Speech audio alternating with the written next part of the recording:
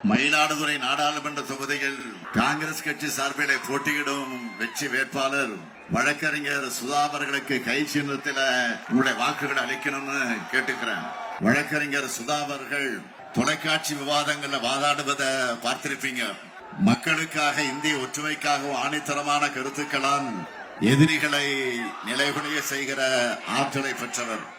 அவருடைய வாத திறமை நாடாளுமன்றத்திலும் ஒழிக்க வழக்கறிஞர் சுதா அவர்களுக்கு கை சின்னத்தில் வாக்களிக்கணும்னு கேட்டுக்கிறேன்.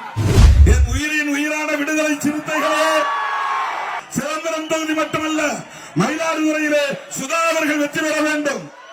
சிதம்பரம் தொகுதியில் மட்டுமல்ல, தமிழ்நாடு முழுவதும் பாண்டிச்சேரி உட்பட 40 தொகுதிகளிலும் விடுதலை சிறுத்தைகள் உயிரை கொடுத்து எஞ்சியுள்ள இந்த 10-12 நாட்கள் பணியாற்ற வேண்டும்.